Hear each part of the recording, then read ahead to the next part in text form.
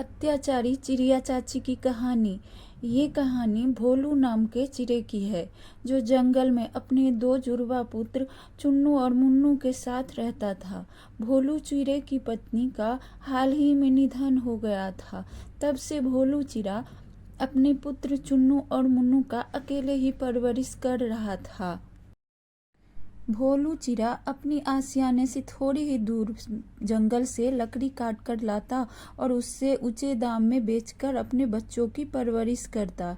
एक दिन भोलू चिड़ा अपने दोनों बच्चों चुन्नू और मुन्नू से कहा, देखो बच्चों, मैं पासी के जंगल में लकड़ियाँ काटने जा रहा हूँ। तुम दोनों भाई घोंसले में ही बैठे रहना। चुन्नू और मुन्नू ने कहा, जी जी पिताजी, हम दोनों जंगल में ही अपने घोंसले में ही बैठे रहेंगे, आप चिंता न करें। आप अपना ख्याल रखिएगा पिताजी। हाँ हाँ, मैं अपना ध्यान जरूर रखूंगा और आज जल्दी ही घर आ जाऊंगा। यह बोलकर भोलू चिड़ा चला जाता है। थोड़ी देर बाद खेलने के बाद मुन्नू चूजा घोंसले से नीचे गिर जाता है और उसका एक पैर टूट जाता है और वह जोर जोर से चिल्लाने लगता है। तभी आस पड़ोस के सारी चिड़िया आती है और भोलू चिड़ा को उठाकर घर में बिठाती है और उसका मलहम पट्टी करती है। इतने में भोलू चिड़ा आ जाता है और उससे सबसे पूछता है कि क्या हुआ, घर में इतनी भीड़ क्यों है। तभी उसमें से हरा तोता बोलता है, अरे भोलू चिड़ा, देखिए आपका बेटा मुन्नू चिड़ा गिर गया और उसका पैर टूट गया है। तभी कौवा चिड़ा बोलता है, मैं एक बात बोलूं, आपको अभी शादी कर लेनी चाहिए। आपके बच्चों को बहुत दिक्कत होता है। घर में कोई बीवी रहेगी तो बच्चों की देखभाल करेगी। तभी भोलू चिड़ा बोलता है, ऐसा कौन मिलेगा जो मुझसे शादी करेगा, मेरी उम्र बहुत ज़्यादा हो गई है। तभी तोता चिड़ा बोलता है, कोई ना कोई तो मिल ही जाएगा आपको, कर लीजिएगा शादी। अपने पुत्र की तकलीफ देखकर भोलू चिड़े को बहुत दर्द होता है और वह रोने लगता है और सोचता है कि शायद हरा तोते ने सही कहा है, मुझे अपने बच्चों के लिए कोई अच्छा सा चिड़िया देखकर शादी कर लेना चाहिए और मेरे बच्चों को वह ख्याल रखेगी। यह सोच ही रहा था कि तभी घर में एक चिड़िया रोते हुए आई और बोली, अरे सुनिए, मुझे बहुत जोरों की भूख लगी है, मुझे कुछ खाने को दे दीजिए, आपके घर में कुछ है तो। तभी वह भोलू चिड़ा बोलता है, आप कौन हैं चिड़िया रानी। तभी वह चिड़िया बोलती है, मैं आपके छोटे भाई की पत्नी हूँ। मेरे पति चल बसे हैं और मेरा इस दुनिया में कोई नहीं है और कुछ खाने पीने को भी नहीं है, इसलिए मैं आपके यहाँ आई हूँ।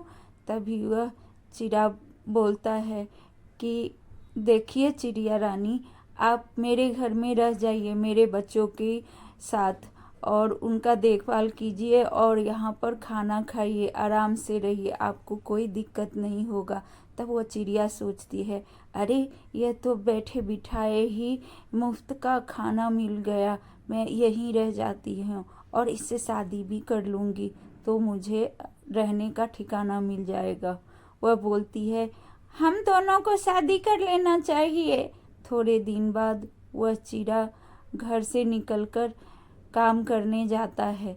तभी उसके छोटे छोटे बच्चे अपनी माँ से बोलता है, माँ मुझे भूख लगी है, कुछ खाने को दीजिए ना।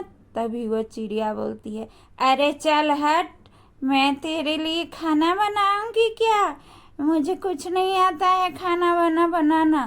तू जा और मेरे लिए भी कुछ बना के आ, मैं तेरी नौकरानी हूँ क्या कि जो मैं तुम्हारे लिए खाना बनाऊंगी। खाना बनाना होता तो मैं खुद के घर में ही ना बनाती। तभी वह चुन्नू और मुन्नू बोलता है, माँ हम लोगों को खाना बनाना नहीं आता है। यह सुनते ही वह चिड़िया दोनों भाई को बहुत मारने लगी और बहुत मारा।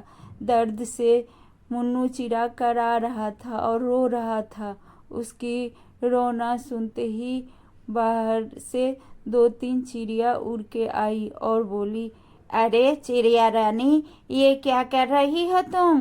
तुमसे शादी किया है वो चिड़ा कि अपने बच्चों के देखभाल के लिए, और तुम इन दोनों बच्चों को मारती हो, इस पे अत्याचार करती हो।